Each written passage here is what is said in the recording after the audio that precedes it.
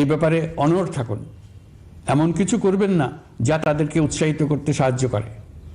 তাদেরকে সকল দিক থেকে নিরাশ করুন।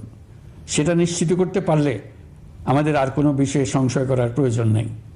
সরকারের পক্ষ থেকে আমি নিশ্চয়তা দিচ্ছি, সকল প্রকার সীমাবদ্ধতা সত্ত্বেও আমরা আপনাদেরকে একটা মজবুত অর্থনীতি দিয়ে যাব। ভবিষ্যতে চলার পথকে সহজগম্য করে যাব। নাগরিক অধিকারসমূহ নিশ্চিত করে যাব।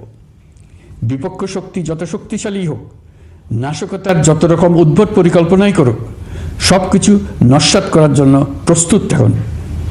এবার যে মুক্তি আমরা অর্জন করেছি তা আমাদের কাছ থেকে কেউ যেন ছিনিয়ে নিতে না পারে, তার জন্য সর্বমুহূর্তে প্রস্তুত থাকুন। আপনারা জেনেছেন পতিত সরকার ও তার দোসররা প্রতি বছর দেশ থেকে 12 থেকে 15 বিলিয়ন ডলার পাচার করেছে। দুর্নীতি বিরোধী সংস্থা ট্রান্সপারেন্সি ইন্টারন্যাশনাল বাংলাদেশ সম্প্রতি এই তথ্য দিয়েছে। পাচার হয়ে যাওয়া এই অর্থ ফিরিয়ে আনার জন্য সম্ভব সকল ধরনের উদ্যোগ আমরা গ্রহণ করেছি। এই কাজে সফল হতে পারলে আমাদের অর্থনীতি আরও গতি পাবে।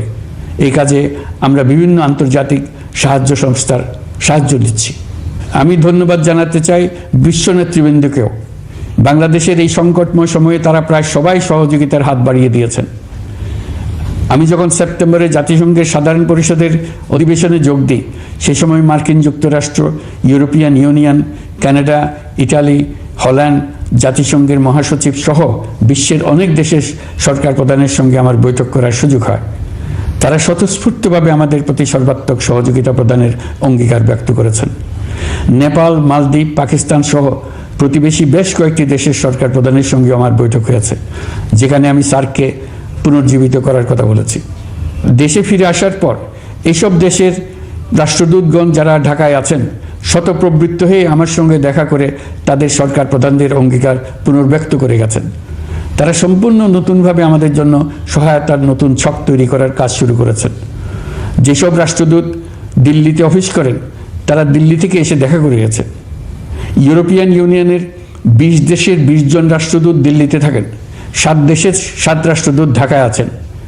দিল্লি থেকে একসঙ্গে 20 জন রাষ্ট্রদূত সহ মোট 27 রাষ্ট্রদূত সমবেতভাবে আমার সঙ্গে বৈঠক করার জন্য আগামী কয়েকদিনের মধ্যে ঢাকায় আসছেন।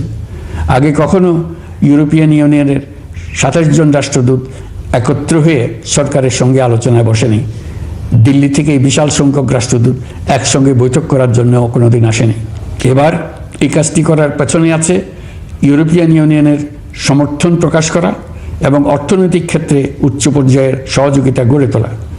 ইতিমধ্যে আমার সঙ্গে দেখা করেছেন সৌদি আরব, সংযুক্ত আরব আমিরাত, ব্রাজিল, তুরস্ক, রাশিয়া, ফিনল্যান্ড, সিঙ্গাপুর, লিবিয়া সহ অনেক দেশের রাষ্ট্রদূত।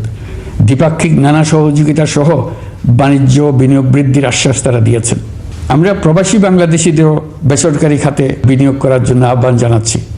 বাংলাদেশের অর্থনৈতিক উন্নয়নে তরুণদের কর্মসংস্থানের মূলে রয়েছে বেসরকারি খাত। আমাদের বিনিয়োগ বোর্ডের নির্বাহী চেয়ারম্যান 2 শতাধিক বেসরকারি প্রতিষ্ঠানের প্রধান নির্বাহী, উদ্যোক্তা ও বিনিয়োগকারীর সঙ্গে পৃথক পৃথকভাবে বৈঠক করেছেন।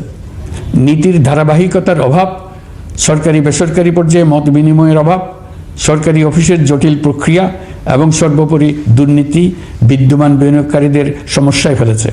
বিনিয়োগকারীদের উদ্বেগ নিরসনে আমরা অনেকগুলো কাজ করেছি। ইতিমধ্যে সত্যিকারের ওয়ান স্টপ সার্ভিস চালু হয়েছে। বিনিয়োগ সংক্রান্ত চ্যালেঞ্জ সমাধানে আন্তঃমন্ত্রণালয় কমিটি গঠন করা হয়েছে।